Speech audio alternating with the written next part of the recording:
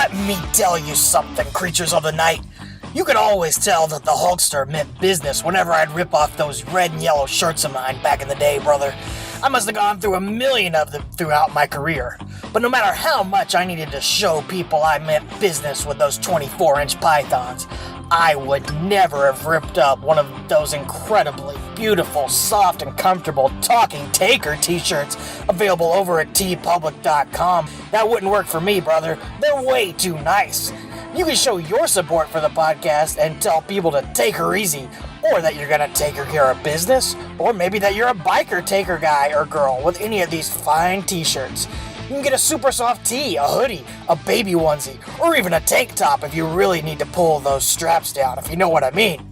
They all work great with your favorite Yapapai Indian strap. So say your prayers, take your vitamins, and get your order in, creatures, and let Talking Taker run wild on you.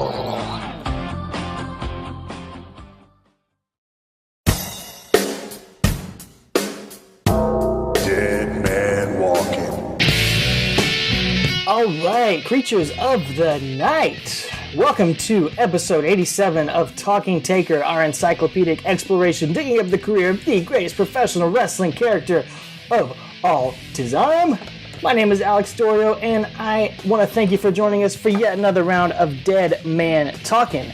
I am joined here, as always, by my co-host, by my wrestling buddy, my fellow creature, the better half of this mega powers of podcasting, Mr. Travis White.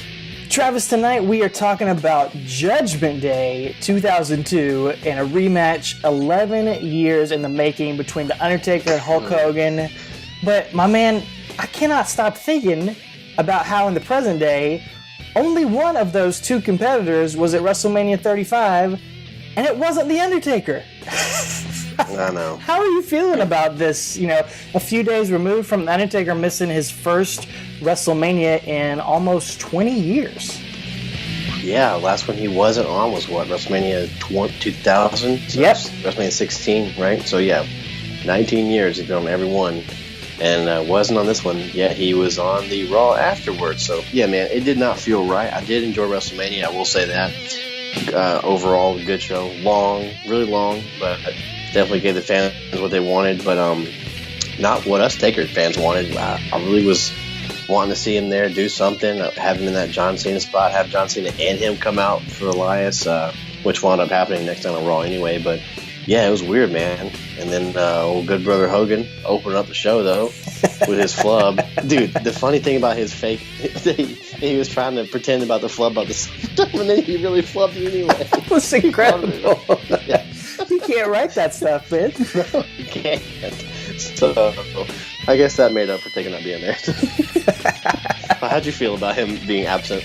Yeah, it was just weird, like you said, it didn't feel right. We had all these ideas and all these hopes, and we know a lot of you listeners have those as well because you shared them with us, and we shared them on last week's podcast, and none of them came true, although the idea that a lot of people were speculating about, Undertaker and Elias having a segment together, ended up happening on Monday Night Raw this week, the Raw after Mania, as the Undertaker and the WWE just kind of keep us guessing, I guess, as Taker sort of is now becoming what we were seeing Hulk Hogan was becoming back here during this era, just, this weird nostalgia act that's going to come out for a cheap pop and, maybe have a match at Saudi Arabia pay-per-view, possibly, maybe against Elias. It seems like that's on the table.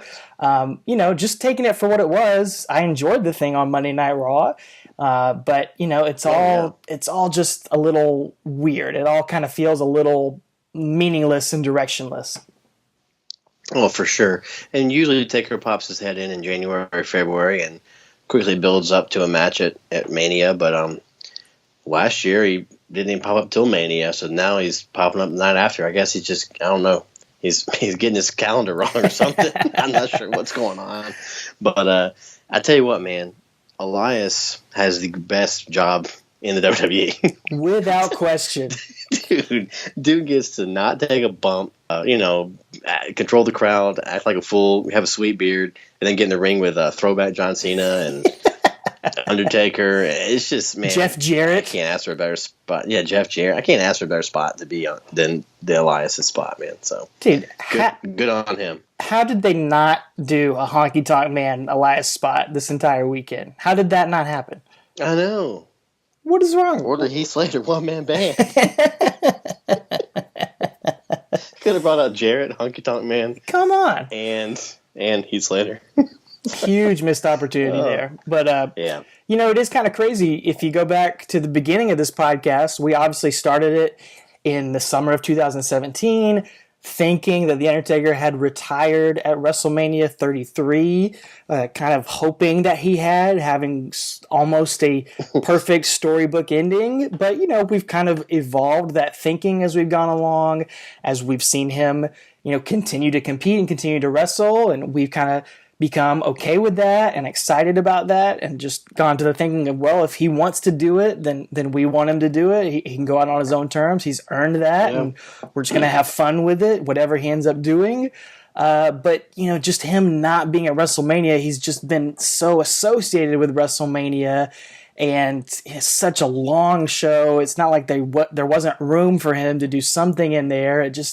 It all felt just a little strange. And it's funny that we've kind of flipped to the other side of not wanting him to be at WrestleMania last year and then being disappointed when he's not at WrestleMania this year. Yeah, exactly.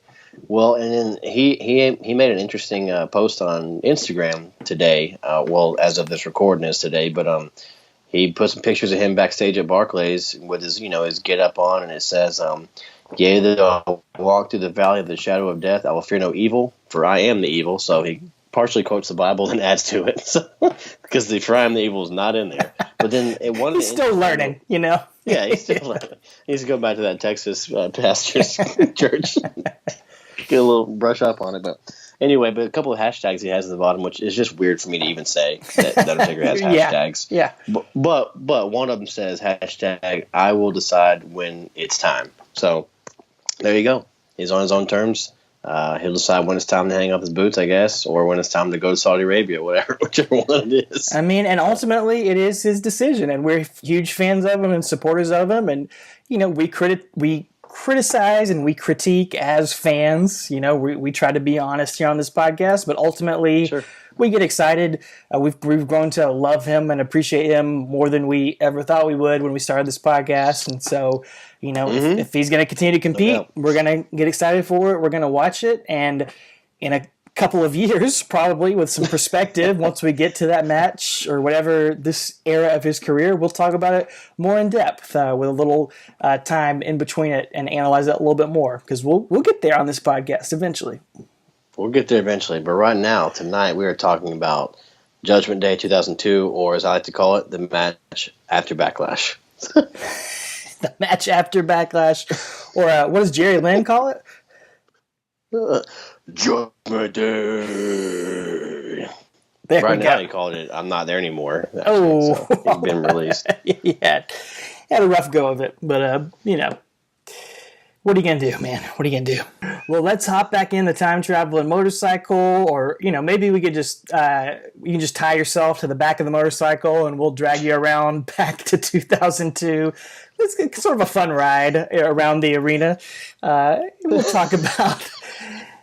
You'll see what we're talking about here as we talk about, you know, possibly two of the most hilarious, dirt worst, wrestle crappiest, so bad they're amazing moments in the Undertaker's career, back-to-back weeks right here with Hulk Hogan. As we go back to May of 2002, we left off at Insurrection 2002, a match so explosive it shattered the ring between Undertaker and Triple H for a shoot. Yeah. And now we're going to a time that ended an era here, as we talked a little bit about it last week. This is Raw, episode 467 on May 6, 2002.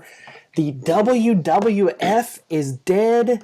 Long live World Wrestling Entertainment, as we're about to get the F out. WWE forever! which is what their new slogan is in front of the little ticker thing beforehand. It just says WWE Forever. So I texted you the other day. It was like, they must have taken a page out of Undertaker's book. That's right. November of 01. So, yeah. Yeah, man, get the F out, dude. That's just, man, this is it. The WWF is come and gone. Like I said, we're using this Undertaker as a conduit to tell the story of professional wrestling and the WWE as well, in addition to his story. So, yeah, this is a big deal, man. I mentioned last week that, they ironically lost the battle to the WWF World Wildlife Fund via a UK court ruling. And their last broadcast under that name was from the UK. So yeah, here they are quietly back in America, and this is it, man. Lady trimming the bush out in the front yard, and that's how Raw opened up. I remember. It was crazy. Can you please give some clarity to what you just said? This is a lady doing Edward Scissorhands, trimming a bush out in the front yard. Bush in her yard. And she trims off the edge, and it says WWE now. So, get the F out. So. I'm just going to let that sit out there. Yeah, just let it marinate. Yeah, man, this was a wild time. I think, along with many other wrestling fans, never thought we'd get used to saying WWE. And, sometimes we still slip into WWF, and, people still do that. People still use either one as shorthand, but it has become commonplace, man. You got used to saying WWE and never thought that change would work, but here it is. We're there, and kind of emphasize the change in the business as well, as they focus more and more on entertainment, or on trying to be entertaining, that we'll see in some very cinematic segments on these next couple shows that we're going to cover here. Yeah, exactly. As the Union Underground sang in the Raw theme song, through it all, they say, nothing's forever.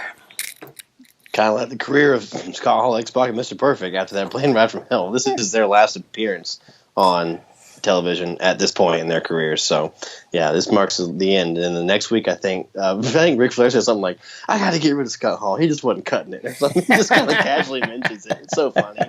So, yeah, X-Pac was the one cutting it. Yeah, Michael Hayes' hair, that is. Yeah, exactly. Dude. There we go. So, it just goes again to show you how crazy 2002 has been. As we mentioned, I think it's underrated for what's such a, wild, manic year that it is. But this is another part of it. Oh, yeah. And, dude, when this Raw opens up, it's WWE now, but good old JR sitting there in a WWF T-shirt. Yep. Behind the commentary desk. There's still plenty of Fs on this show that they did not get out quite yet. Yeah. Well, one guy who was coming in, not getting out, was The Undertaker, as he, lost to Triple H last night, or a couple nights ago at Insurrection. He's obviously in a bitter mood, and he's riding into the arena and asks some schmo to just watch his bike for him. As, we've seen this over and over again. He just asks random dudes backstage to watch his bike, and he never learns his lesson. It always works out poorly for him. I don't get it, man. Going back to the Kurt Angle thing, like in 2000, I guess it was. Yeah, it just never works out. He never learns. He has to learn the hard way, I guess. So, or maybe it's just like this great character trait of him that he wants to give these young guys a chance to earn his respect and bronies backstage. Yeah, maybe that's it. Oh. He's too nice for his own good. Maybe. This is the original "you had one job" hashtag. You had one job. Watch my bike. Don't let anyone drive off with my motorcycle.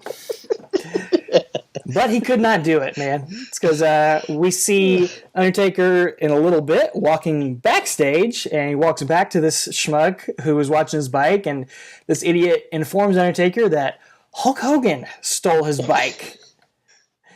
This dude couldn't even stop Hulk Hogan from getting on a motorcycle, man. Yeah. And I guess he was just too caught up in the nostalgia of it. That's probably what it was, man. Asked for an autograph or something that was blown away. Mm-hmm. Well, as King notes on commentary, this is not going to be good. So. Well, that's a bold statement. Very prescient. We hear Roland queue up over the speakers and into the arena, and Undertaker's Titantron start playing, but alas, it is not the Undertaker who rolls out into the arena. It is Hulk Hogan being serenaded by Limp Bizkit into the ring. Could you repeat that? Hulk Hogan, serenaded by Limp Bizkit, rides in to the Raw Arena. Ridiculous. It is ridiculous. Well, dude, do you think Hogan's been on a bike since Road Wild 2000? I don't think so. I don't think so either. I don't think so. Tim. Oh man, yeah, this is maybe his first time on a bike since whatever the last Road Wild or Hog Wild pay-per-view was. Would have been 2000 or maybe 99. Did they even do one in 2000? I don't know, but they didn't do it at the bike rally anymore. I don't think. Right. I think they stopped doing it there. But anyway, yeah, you can tell here as we're about to see. Hogan tells Undertaker if he wants his bike so bad, he needs to bring his bad ace to come out and get it. And so Undertaker obliges, and we get to hear Limp Bizkit twice in one night. Unbelievable, yes. Man. What a treat. Can't get enough. So Undertaker comes out. He's angry. He says to Hogan, you should know, brother, that you never touch another man's motorcycle, man. You never do that. Everybody knows that. Exactly. Should have learned that. Rule. And Taker says he's going to shoot straight with Hogan. He was already planning on giving Hogan the beating of his life at Judgment Day. And in the past, he sent people to the hospital just for giving his bike a funny look. So he's going to give Hogan one chance to get off his motorcycle.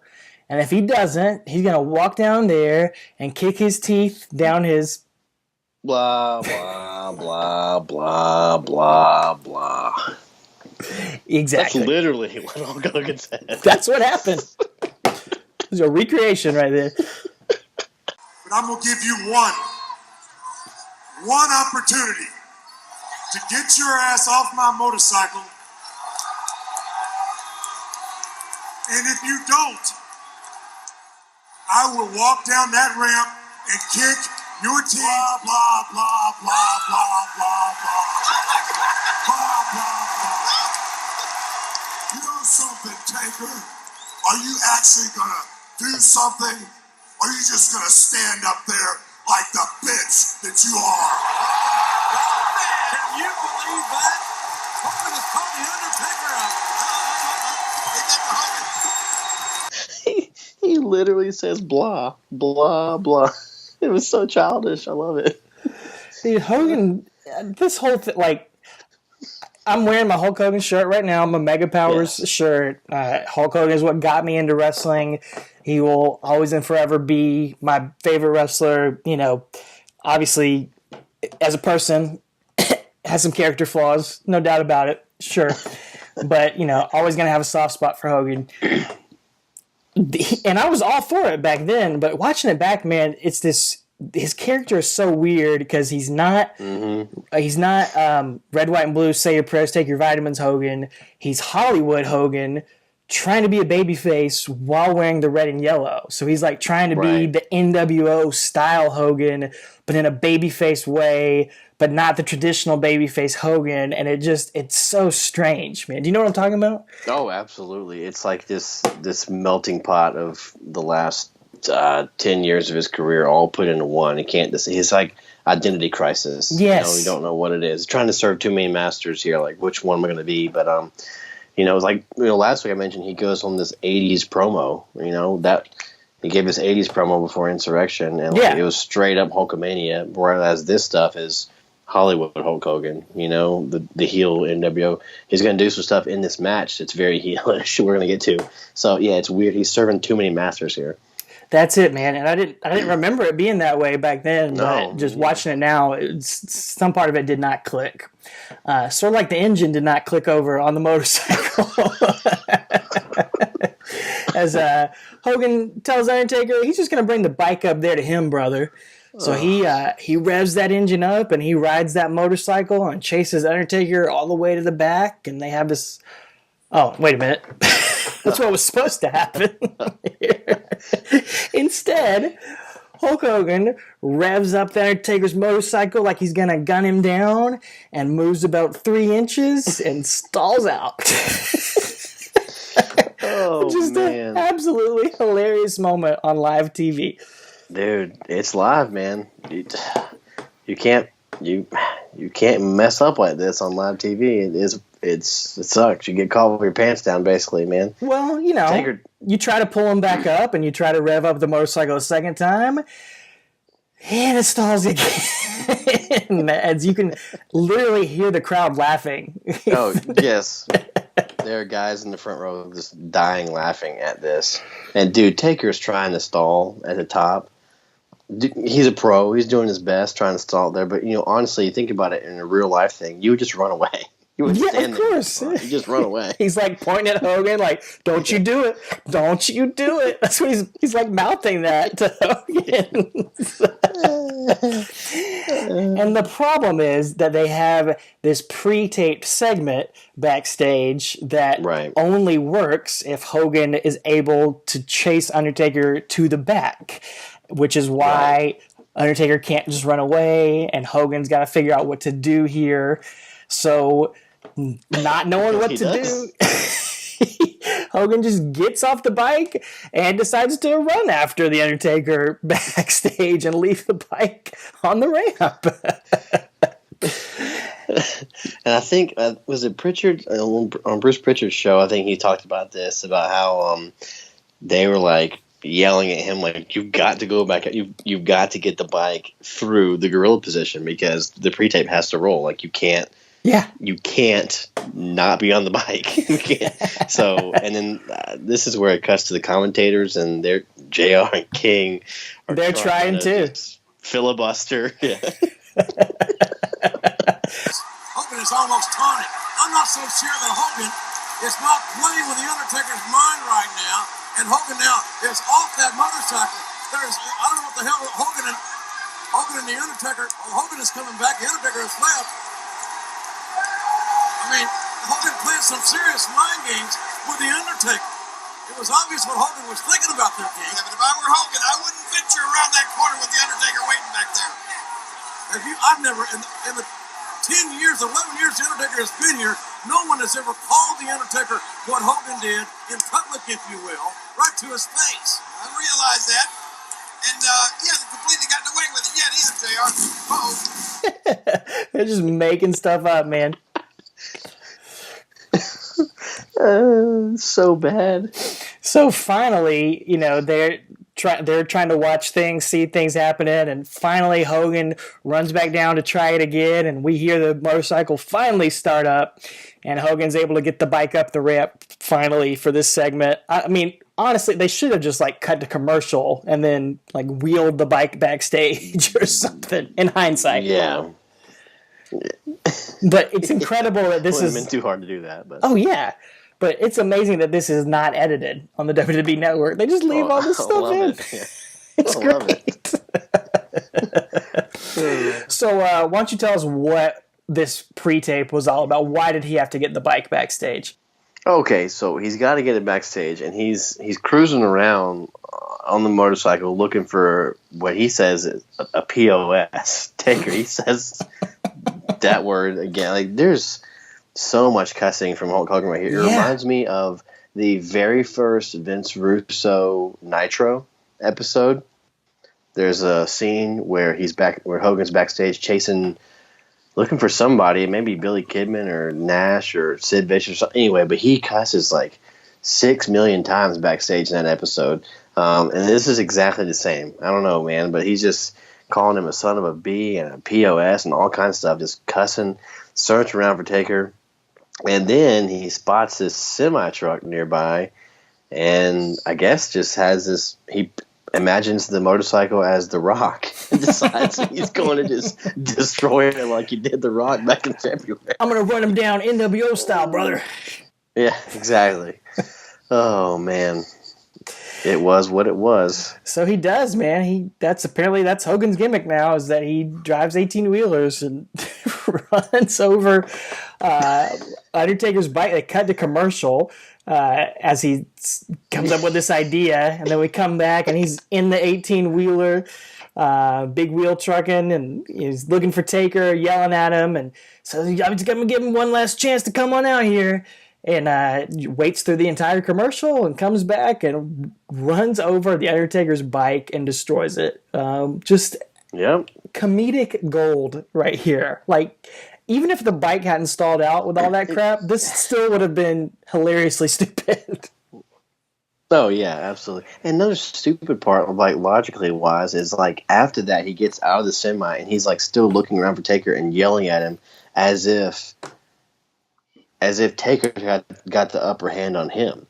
He's like, "Where are you, SOB?" And looking around like, "Come on out here!" Like you just hit his motorcycle, you got the heat on him. Like you should be done and walk away. You know?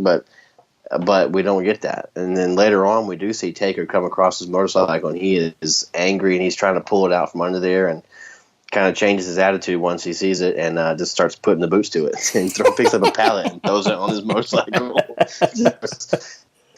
He just has a complete change of heart and just beats it up himself. He's so mad. Man, I hope Undertaker has good insurance, because this has got to be the 7th or 8th bike that's been destroyed for him over the past 2 years. Dude. Yeah, it's only been 2 years. He's got terrible luck. He does, man. He sure does. Well, that was that's going to lead us to... Go ahead. No. Oh, yeah, that'll take us to SmackDown 142 on May 9th. Not too much happening here.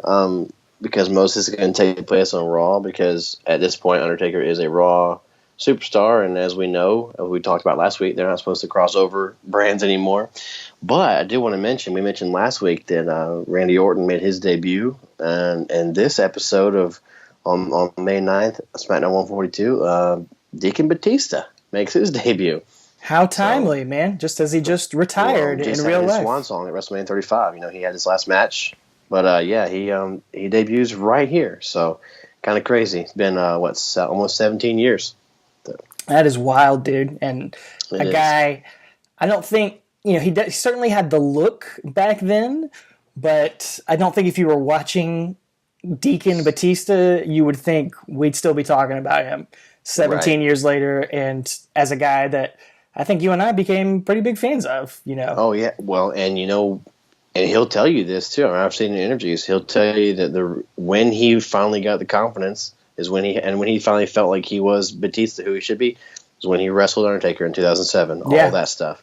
So I can't wait to get to that stuff, because we were actually there to witness one of those matches. We were. I'm very excited to talk about those. He's we'll talk about this more, I'm sure, but he's one of the guys we've talked about.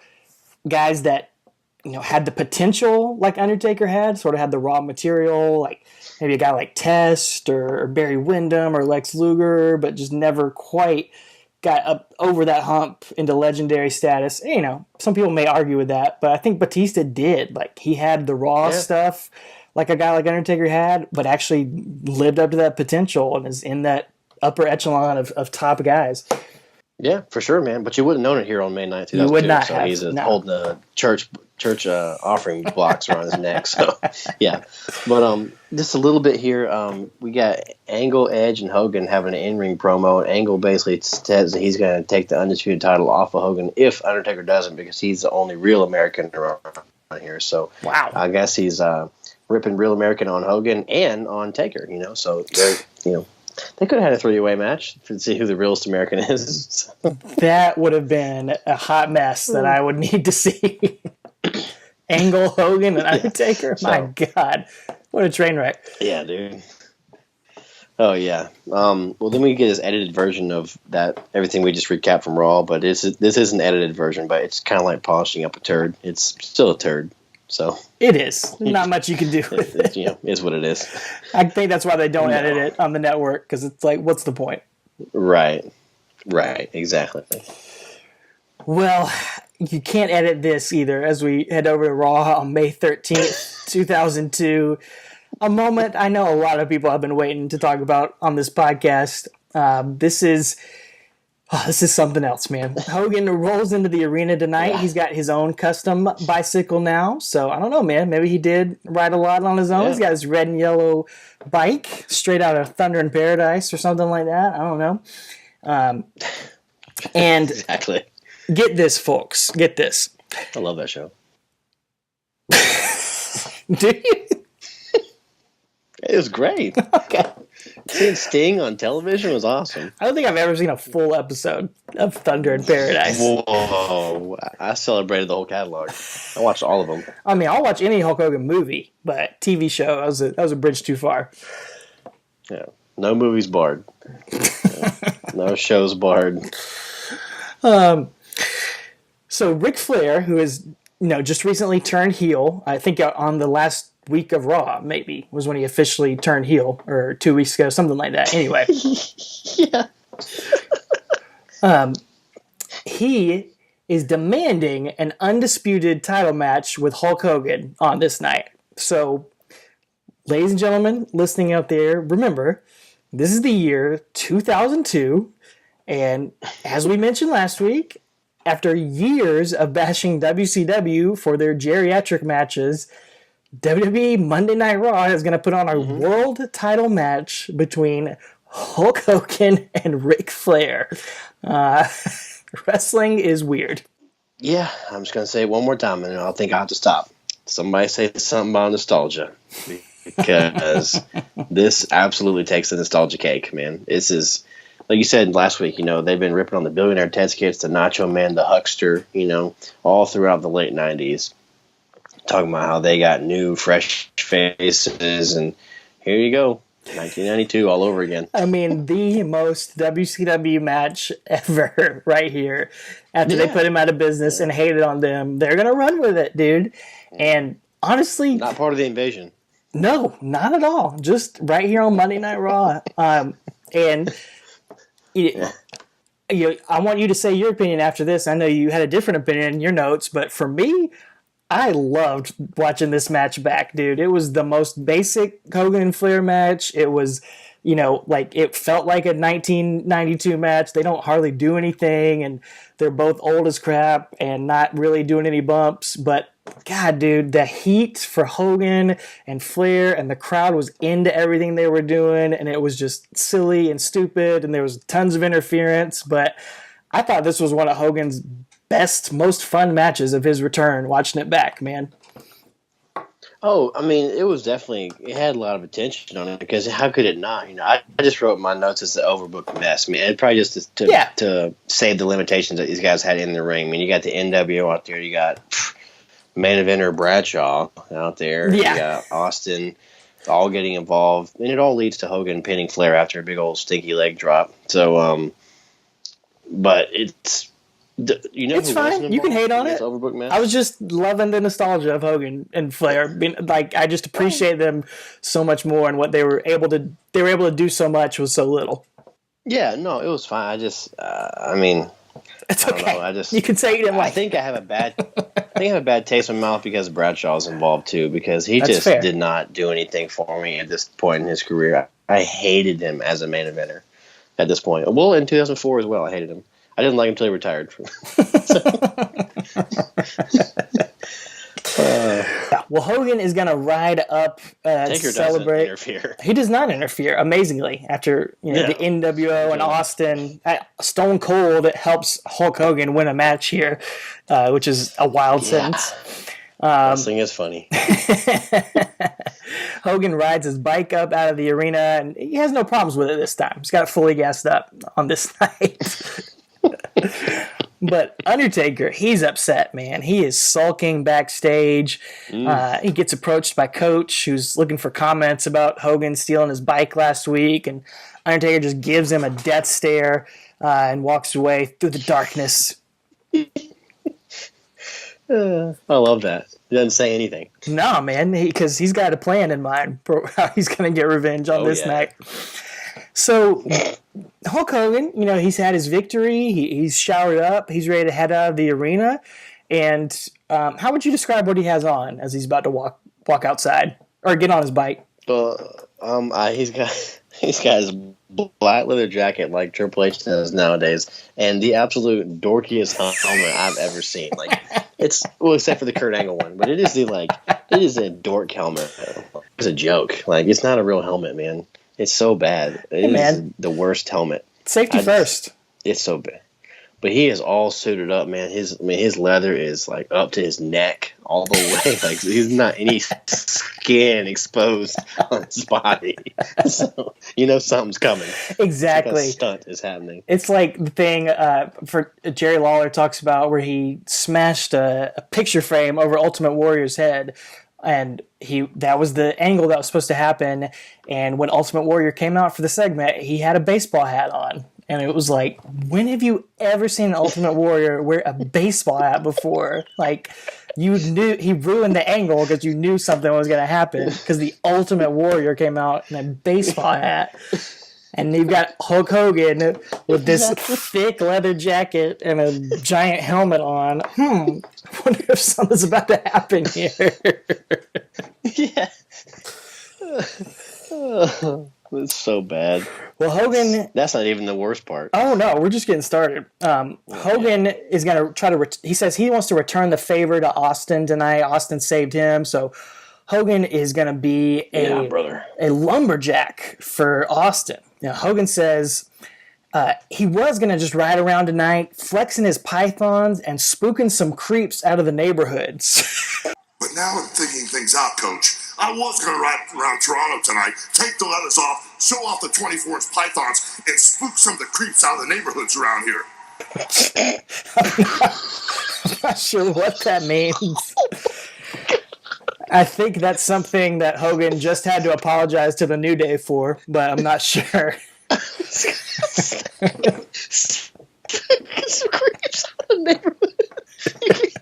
can't say that. I don't think you were supposed to say it back then. I'm not sure what he means. Is he like your friendly neighborhood Spider-Man? Like your friendly neighborhood Hulk Hogan? Spooking some creeps, brother. Who are you going to call? Hulk Hogan. Hulk Hogan. Oh my goodness. Well, but before he can go spook the creeps, Undertaker attacks him from behind with a crowbar. Unbelievable, man. And then proceeds... yeah, not that crowbar. Oh. Then Undertaker proceeds to get out some rope and tie up Undertaker to the back of his motorcycle. And Undertaker says since he doesn't have a bike anymore, he would love to take a ride with Hogan on Hogan's motorcycle instead. And dude, this whole time, I just wrote in my notes that Hogan is rolling around like he got shot, butt shot, point blank in his stomach.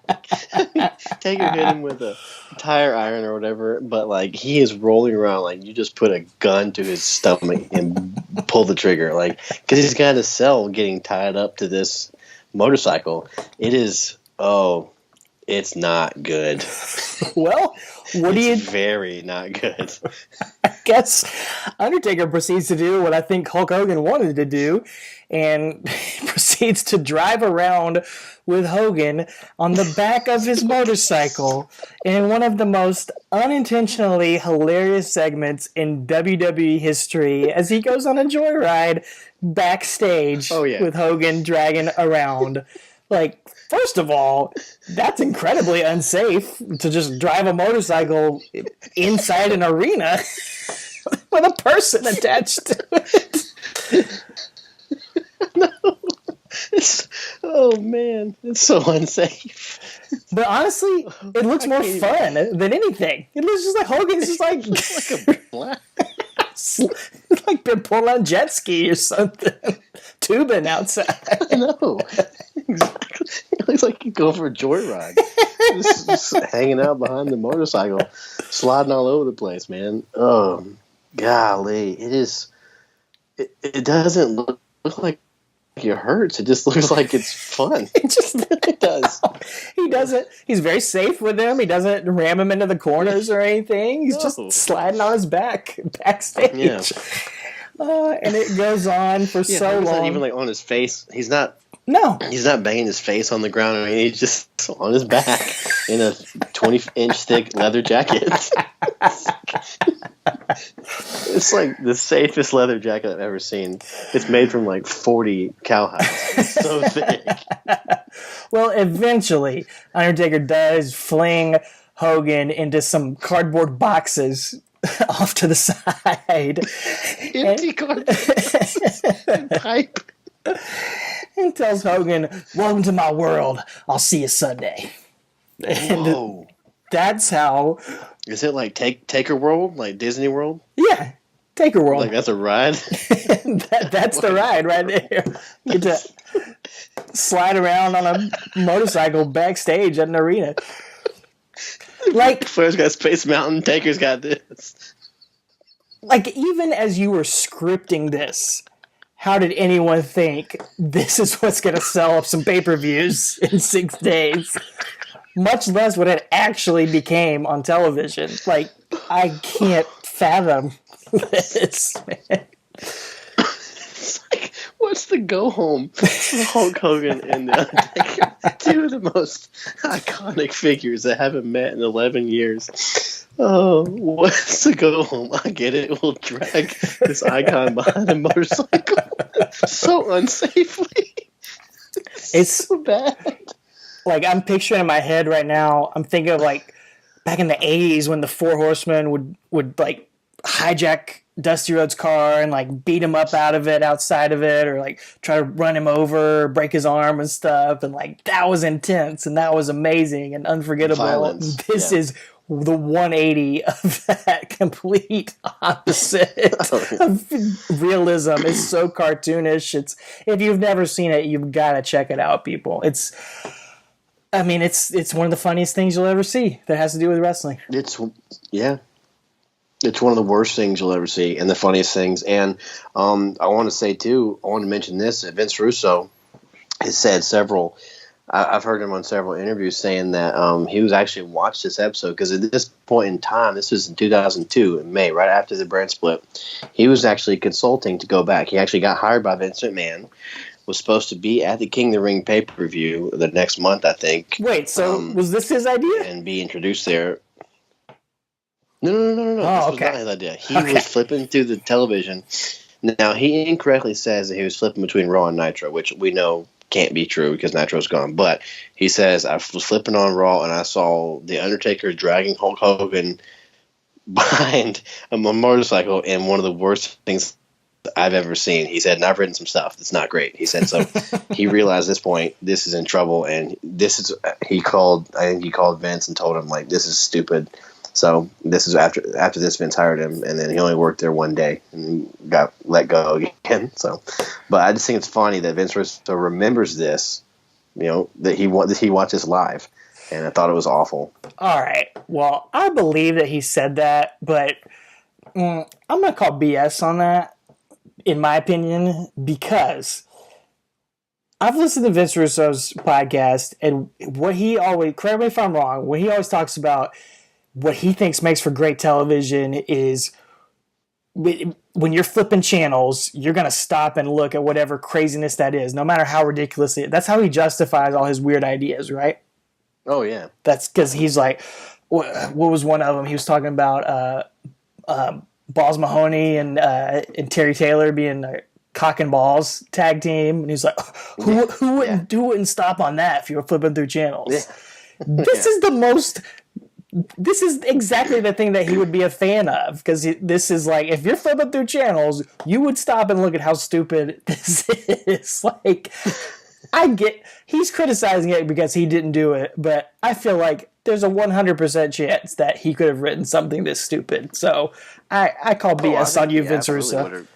I think he absolutely would have written something stupid. I think he's just saying it's dumb because how hokey it looked. Yeah. But I think the idea, he would have executed it maybe a little differently, but no, I definitely agree. This would have fit in the Attitude Era crap he was writing. So, if Undertaker was in a ministry garb doing this, I wouldn't have put it. It wouldn't have been out of place. That's true. You're right.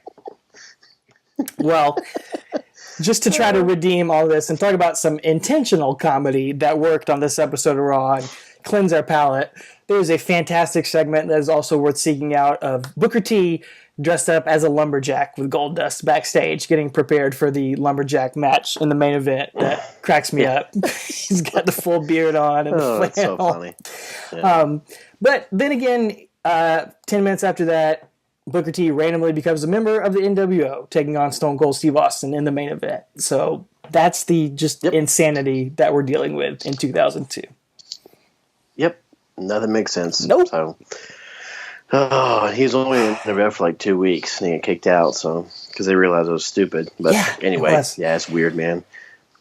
Well, that's the go home Raw for Judgment Day. Go home SmackDown 143 on May 16th, 2002 is we see a recap from that beating and the thrill ride that Hogan took on Monday, and we see Hogan arrive into the arena and he's limping. He's got this little mean, sad Sally scowl on his face, but he is definitely selling it. He's limping. Looks walking very gingerly, as JR always says.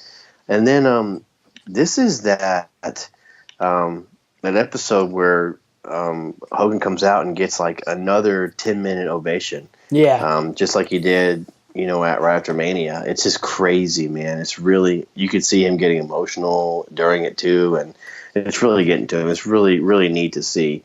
Are they in Montreal? They're in Canada somewhere. I think they're in Montreal. Yeah, I believe so. Yeah, it's Canadians love Hulk Hogan. They do, man. It's something to see if you've never seen it, man. It's we're talking about this promo. It kind of goes downhill, but just watching him get this like legit ovation, not piped in, like not fake, like it's pretty crazy.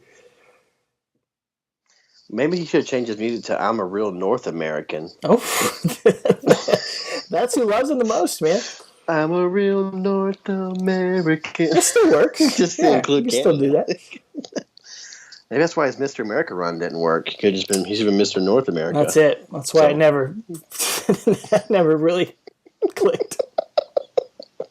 Anyway, well, he finally gets around to chit-chatting, but he does limp his way out for the promo. I do appreciate that, but he gives the same old spiel about the nostalgia and Hulkamania this, Hulkamania that, Hulkamaniac brother, and talking about his dream. If it's his dream or he's living his dream and he hopes it never ends. But if it does end, Hulkamania will always live forever. And Vince McMahon here, and comes out to interrupt, and he's livid for some reason, just because he's Vince, I guess. And he says, "Reality doesn't suck. Hulkamania sucks." So childish. It's so great. He then says that. And I've got to admit, I enjoyed Monday Night Raw. I enjoyed it when Undertaker was dragging you behind your very own motorcycle all over the arena. Undertaker was dragging you behind your own motorcycle like you were just a great big bag of roadkill. What a sick man. And I'm not sure Vince McMahon knows how roadkill works. You think you chain something to the back of your car and drive it around in a bag? You put an animal in a bag and then drive it around. Roadkill. Oh, so he thinks. I don't even know what he's thinking, but anyway, he talks about Hogan was an icon, but not anymore. He's not immortal anymore, and he sees a shell of what Hogan used to be, and he says that Hulkamania has terminal cancer. He liked that cancer term back then. Loved it. That C word. He says at Judgment Day, Taker will bury Hulkamania, and then he slaps Hulk Hogan across the face. But Hogan gets a few punches in and gets a big old leg drop and does all his Hulkamania poses, and like nothing's wrong. Doesn't sell that beating from Monday at all. Oh, no way, man. He's hulking up. It's out the window. Yeah. Adrenaline's pumping. One thing I did forget to say is that Vince does tell him that. He said, "I know what that red and yellow stands for. It's the red blood that's going to flow out of you on Judgment Day, and that yellow streak that runs down your back." And that's what causes Hogan to slap him. So that's a good Vince has always been a good heel, but I just wrote too, and I just think that this episode was brought to you by K for killing time, because there was no point in that segment just to kill 15 minutes. So that's kind of sums up the problem with this brand split, doesn't it, man? Because how do you build to a pay-per-view main event when the champion can appear on both shows, but the challenger cannot? And you get pointless 15-minute segments like this, where Vince has to be Undertaker's avatar, basically, and it sucks, man. It does. It kills it kills whatever momentum there might have been from Monday night. Yeah. Oh, yeah. Where do you go from there, though? From Monday, they should have just left him off the show. Honestly. Well, if you think it can't get any worse, folks, just wait till the match itself here as we come to Judgment Day 2002, May 19th. Oh, May 19th. Oh, no. No, Kane. the cursed day. From the Gaylord Entertainment Center in Nashville, Tennessee. Yeah, man, my old stomping grounds. Lived there for 5 years. Not at the Gaylord Entertainment Center, but in Nashville. But you and I have actually been to the Gaylord Entertainment Center. It was called the Soap May Center back then, but we saw Raw there. It was the hottest episode of Raw I've ever been to in my life. I believe Backs up against the wall. The top of the literally yeah. hanging from the Snow rafters, outside man. and sweat from my brow. It was so hot. We'll get to that one day out here on this podcast. The Bridgestone Arena, I believe it is currently, right? Now, yeah. Yep. So we're 2 years now after The Undertaker returned at Judgment Day 2000. And every time I say Judgment Day, I just want to say, Judgment Day. I'm with you. I say it in my head every time. We're going to Ronda Rousey said it on Raw a few weeks ago, and she did? all I heard was Jerry Lynn. Yeah. She's a huge Jerry Lynn It's going to fan. be your Judgment Day. Yeah. We get the same creepy schoolgirl video mixed in with this intro that we got from that Judgment Day 2 years ago. We do, man. We got the gallows and the nooses and those three creepy, shining blonde little girls from that "He's Here" video, and they've used them even going forward in the future. They wind up using them, but yeah, it is neat that it's been 2 years and they're still using the same old gag there. I guess it's neat. I don't know. It could be lazy, but I think it's kind of neat. So, but do you remember watching this show? I have seen it. I thought you had it at one, and I borrowed it from you, but I don't know. Maybe I saw it somehow. Yeah, we might have watched it together. I don't remember, but Could have been. I remember really wanting to see that Hell in a Cell, the hair versus hair, and just I was assumed the main event was going to be trash, so I really was excited to watch it. It's from like a physical standpoint, technical, but this is the first pay-per-view under that WWE name, so the new World Wrestling Entertainment name, and it was a stacked card. It was a Visistat card with that hair match and all sorts of fun stuff on there. It's not a bad show here, and obviously a historic one as the first WWE one, as you just mentioned. And we've got JR and King on commentary for the night, for the main event, and for the entire show, even though there's a brand split. So yeah, every single match, Raw or SmackDown, has JR and King on it, which you can just tell they haven't figured out the brand extension yet. So it waters down that separation of the brands. I guess they could have gone like WrestleMania the other day and had 75 commentators. So. Different commentary team for each match. Except for poor Michael Cole, who lost his voice over 17 hours of wrestling. Yeah, exactly. Oh, man. But I remember being frustrated about that back in 2002. Like, that literally makes no sense. You have Cole and Taz are there for SmackDown. Why are they not calling the SmackDown matches? And then I think that next month they do half of the show, but they don't necessarily do just the Raw and SmackDown. Like, it's not that hard to figure out. Like, what's the problem? It's not that hard to. It should be the only idea that popped in their head. Yes, there should be no other option. Exactly. Anyway, we're going to get something cool here, as you guys might have heard at the beginning of the show. So if you watch this on the WWE Network, it would not be your first time hearing this theme for The Undertaker, because Kid Rock's theme is edited off. So we heard this theme for a few months while we were covering those first few months of the Biker Taker era. The Dead Man Walking. I guess it's a Jim Johnston composition, sort of the original music that we're going to use for the rest of this Biker Taker era. But this was legitimately the first time it was actually used in real life. The instrumental version is going to get some lyrics to it here after a while, but it's just the instrumental version of that theme song that you heard open this week's episode of the podcast as we changed the music to denote the changes in his career. But man, what was your opinion on this theme? Well, I didn't mind it here. I hated it when it had lyrics, man. golly, it ruined it for me. This was fine because it's a surefire way to assure you don't get that Limp Bizkit or that Kid Rock pop. You're not going to get pop for that. You're going to get, it's just like, okay, I'm not going to cheer because this music is kind of just whatever, It took me till just now to realize that's probably why they changed it, because you've brought it up like on every episode that he still gets that pop when Roland comes on and he's supposed to be this big nasty heel. They got to change the music, and he's not getting that pop when he comes out here tonight. Nope. It makes a lot of sense. Was confused. They were like, wait, who's coming out? Well, new music. They might have been confused too, because Taker is wearing Hogan's Yapapai strap around his waist here in an excellent heel touch, man. I love that. Me too, man. I love that. It's so great, man. I love seeing that. Oh man. And love it. The announcer team, they remind us that Hogan, I keep saying it, Taker bloodied up Hogan with that belt a couple weeks ago. He stuck the sharp part of it and jammed it into Hogan's face. We talked about that build on the Insurrection episode, but that was obviously building up to this match.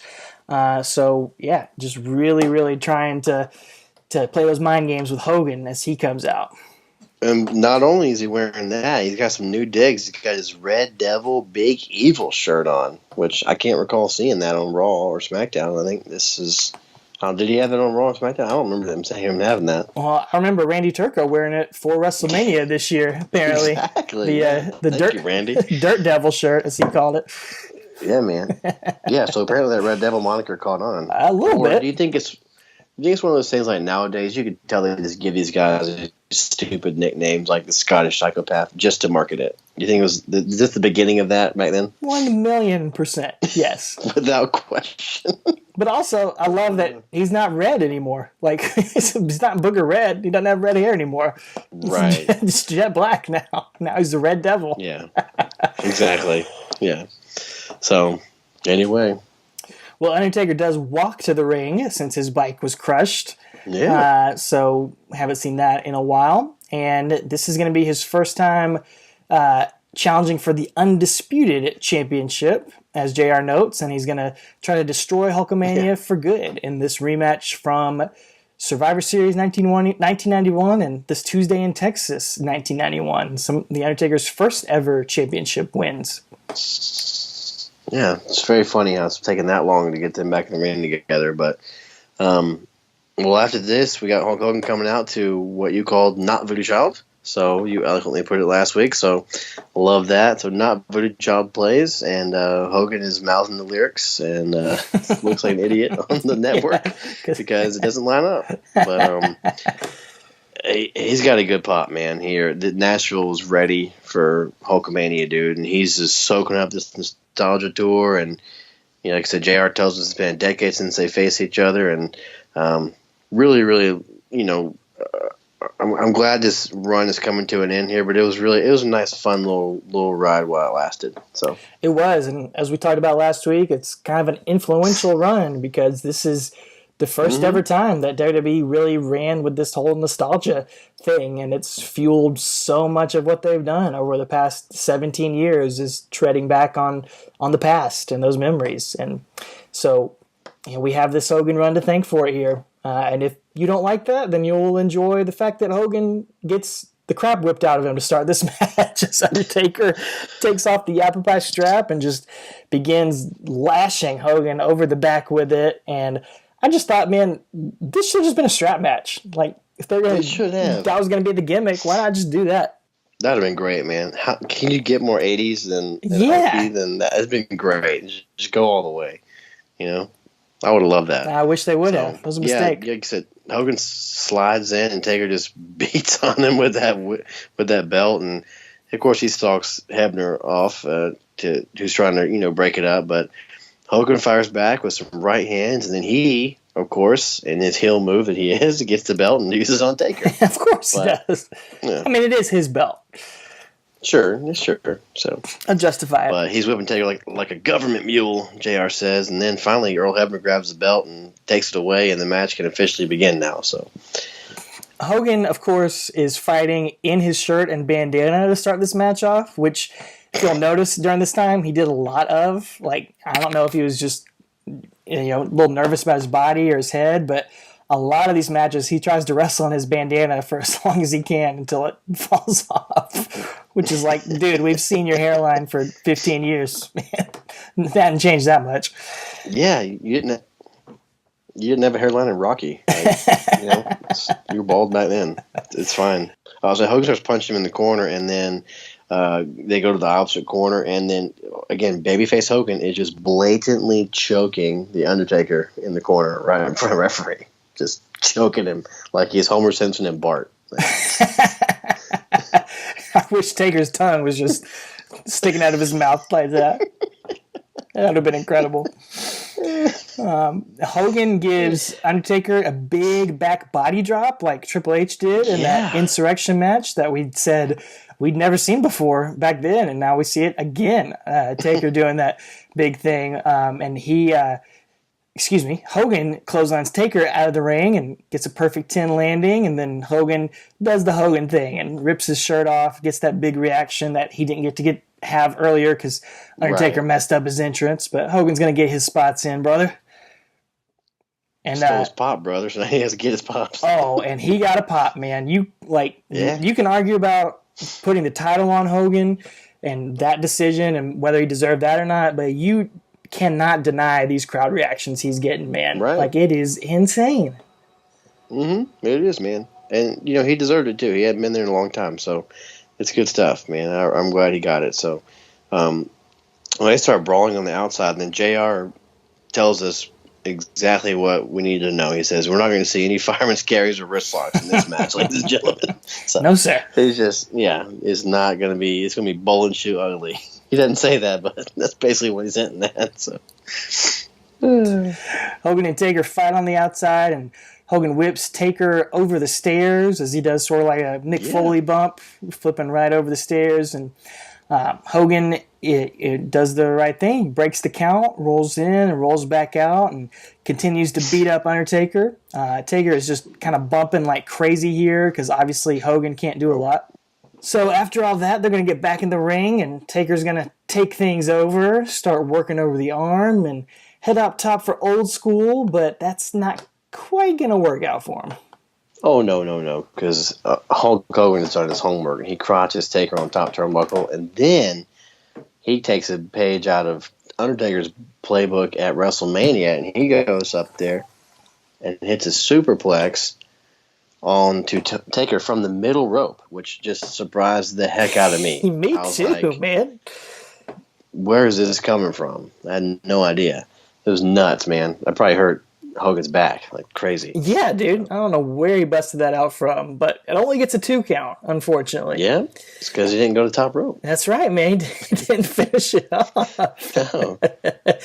Hogan, he stays on him, though. He does some awful-looking ground and pound here. He's already looking kind of tired at this point.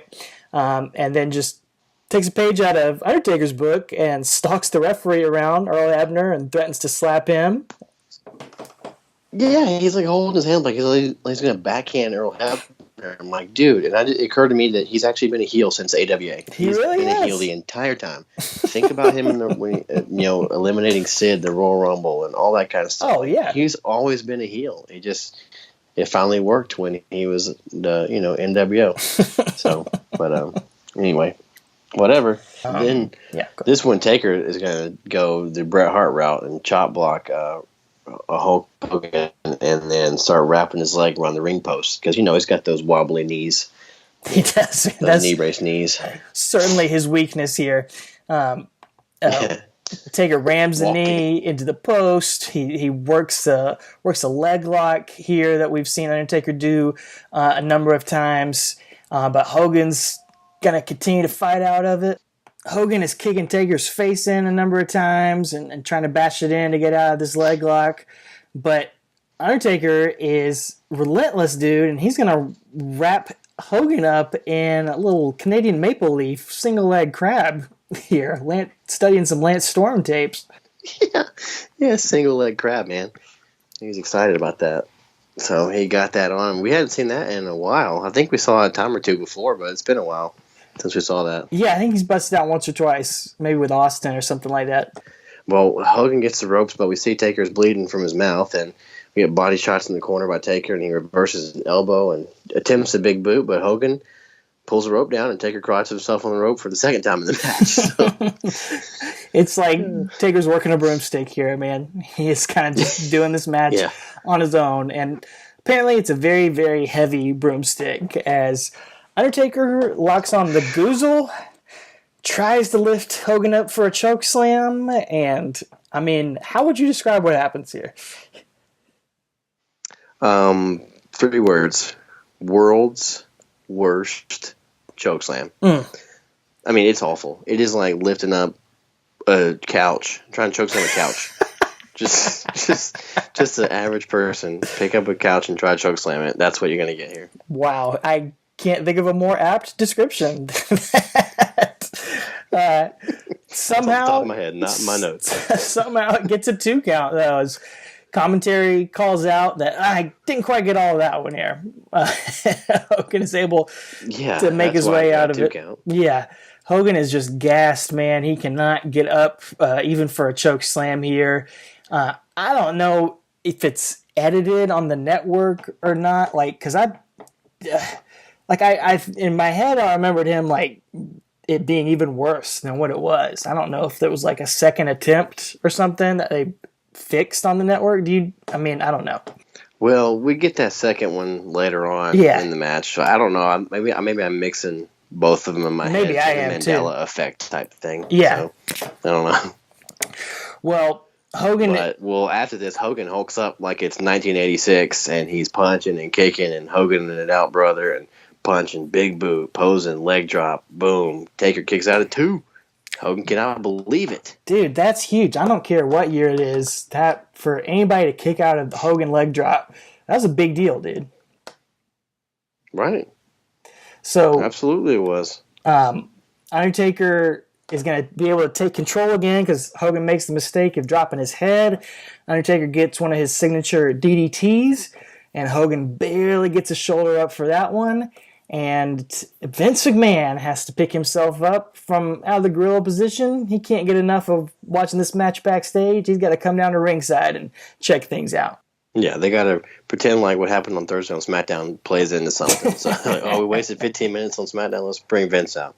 So as he comes out, Taker grabs a chair from ringside because, again, he's, hit the world's worst choke slam and figures he can't do anything else. Why not grab a chair? So he goes to hit Hogan, but he boots the chair right into his face, which I think this is the 3rd match we've seen that happen in a row now. I think you're right. I didn't realize that, but yeah. It keeps happening. Taker did it to Austin, Triple H did it to Taker, and now Hogan did it to him. Yeah, it's crazy. Well, that's going to allow Hogan to get another leg drop, but this time Vince is going to distract the ref, so Hogan hurls Vince into the ring and gives him a punch and a leg drop of his own right there. And Undertaker grabs that chair and just nails Hogan to it right next to Earl Hebner. And Hebner's down, and Undertaker throws the chair out of the ring as JR says he's getting rid of the evidence, as if Earl Hebner couldn't hear the massive chair shot that he just gave him. And it's not like wondering, I wonder what that was all about. Yeah, so who clapped loudly behind him? Yeah, it's like, it's like referees lose all their senses in matches for some reason. So, anyway, well, after that, he hits Hogan with the back of that chair, and then he hits the second worst chokeslam ever to Hulk Hogan, and covers him for a 3 count at 11 minutes and 10 seconds to win his first ever WWE Undisputed title.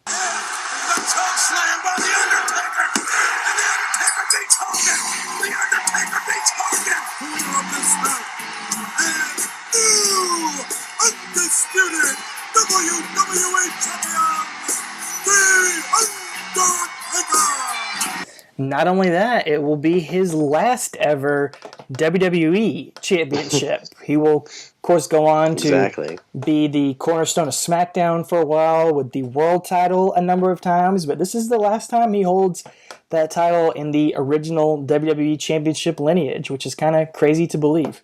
Yeah. And I just noted in my notes here too, like half the crowd cheers and half of them, maybe not half, maybe 60-40 as far as booing and cheering. But I think no matter when, if you're in a crowd and you see a title change, it's always exciting. So I think you kind of pop and cheer for that no matter what. But yeah, the boos come after. But at first, it's kind of one of those boos. Like when Roman Reigns comes out, now it's like, yay! Oh wait, boo! Like that's so it's one of those boos here. And it was interesting too that he finished him with the choke slam there. It kind of plays into some of the rumors about their heat from 1991, where he allegedly dropped Hogan on his head and broke his neck or whatever with that tombstone that Hogan has famously talked about. Even though when you go back and watch it, Hogan's head is 3 feet from the ground. But interesting that he doesn't take it here in 2002. I mean, he could have taken the last ride, but he probably would have died. He might have exploded. Well, into pieces like a Lego man, just exploded into pieces across the ring. He's the same color as the Lego guy. He is. He's the original Lego man. Orange yellow. Vince is smiling on the outside here as his BOY boy has won the title. And in a great heel move, Undertaker makes Earl Hebner strap the title around his waist as he holds his hands up in victory, man. You don't see that anymore. No, it's awesome. I love that. He just insists that Hebner, put it around my waist. And that is perfect, man. It's better than him just like slinking out of the ring like a cowardly heel. He's gloating in the middle of the ring like, I just killed Hulkamania. I defeated Hulkamania. I'm going to stand here and relish in that. And I love that for this heel persona that he has. But he's not quite done yet. Hey, no, dude. Hogan. He screams out that he wants payback for his motorcycle because you never touch another man's motorcycle. So he grabs a chair. That's right. And does the move we've been calling the Takerizer as he slams Hogan's throat on to the top of the chair. Just decimates Hogan in the middle of the ring, beats him up with the chair as he does what he said he was going to do. He was going to be the judge, jury, and executioner for Hulkamania and lays it to rest here in the middle of the ring, dude. Absolutely brutal beatdown that's going to play into things coming out of this, man.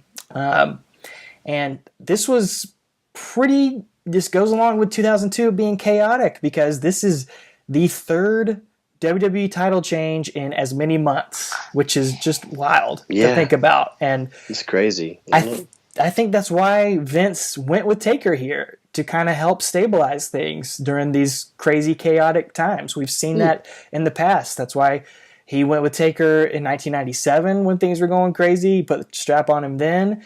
I think that's why he does it now, because things keep changing. They can't figure out what to do. They put it on Hogan for nostalgia, but Hogan can't really go. So it's just like, let's put on Undertaker for a couple months. We're going to figure out what we're doing with this brand split and what the heck's going on with it. That's very good parallel to 97. I didn't think about that, because even here you can't trust Austin because he's kind of allegedly in unstable backstage, and kind of whining and moaning about the creative, and deservedly so, honestly. I mean, he says the way he went about things is bad, but you can't blame the guy for being a little upset about things. But and then they got this diamond in the rough and Brock Lesnar coming up that they had no idea. I don't think that was going to happen. His stock's going to rise pretty quickly. So it's really neat. And I didn't think about how similar it is to 97. But put it on the Rock, man. Not the Rock, but put it on the cornerstone, I guess. We'll put it on him next. Rock, so we'll save that for next month. Well, I had low expectations for this. Maybe it was like chronic syndrome, where it's just blown up for how bad it is so many years.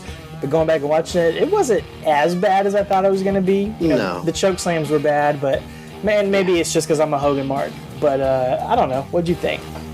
It wasn't the worst thing I've ever seen, but it definitely wasn't great. I mean, it's only 11 minutes, dude. Like that's pretty short for even back then in those standards. Nowadays they all go like 40 minutes if you're going to take over. Well, all the main events do, but it's I think it is what it is. It's not bad. It's definitely one worth watching for the sheer stupidity and the build-up and the calamity of the choke slams. So. But Yeah, it's not as bad as I remembered it. You know, I remember thinking it was the dirt worst match I've ever seen, but it wasn't at all. There's been much worse we've covered. Oh yeah, without a doubt. But we want to hear what you guys thought of this match. We always love hearing what you thought of all the matches we covered, and you can always let us know on social media, Twitter, Instagram, and Facebook at Talking Taker.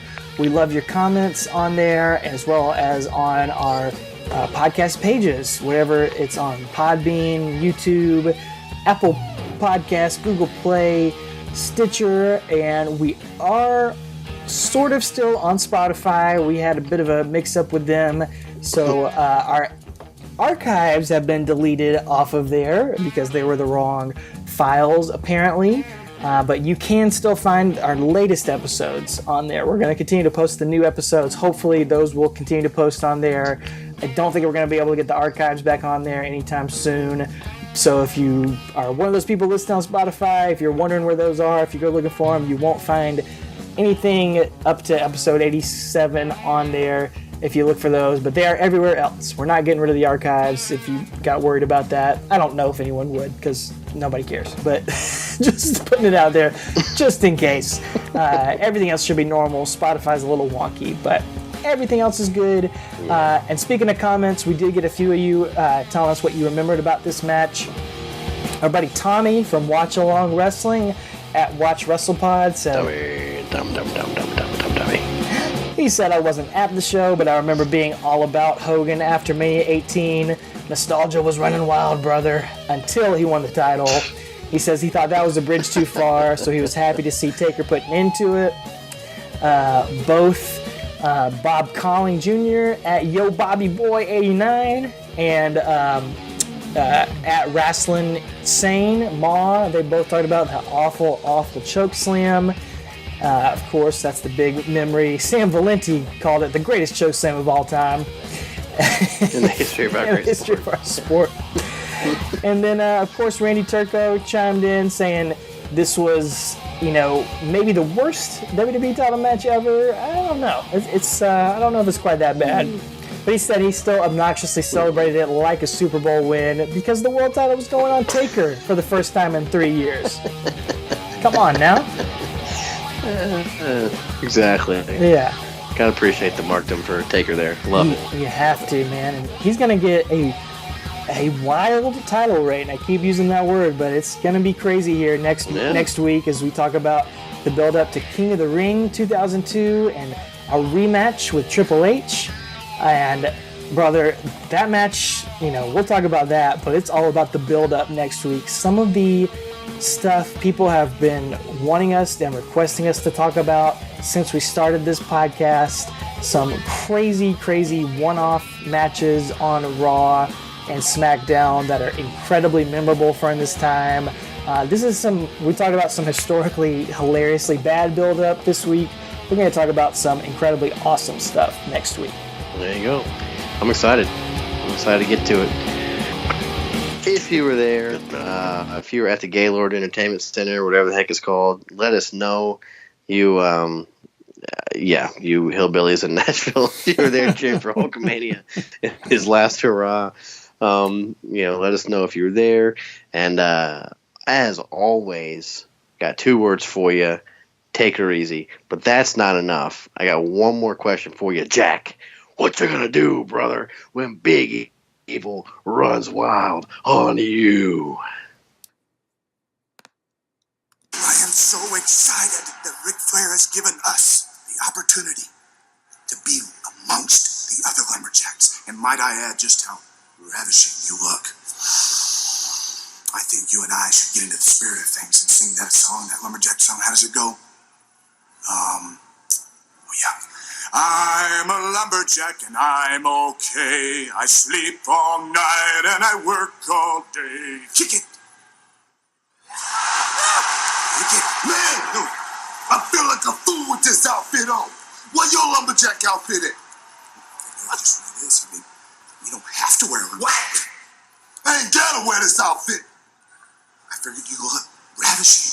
And, by the looks of things, I was right. You idiot! Man, I tell you what, since you like the outfit so much, But look. Why do these things always end like this?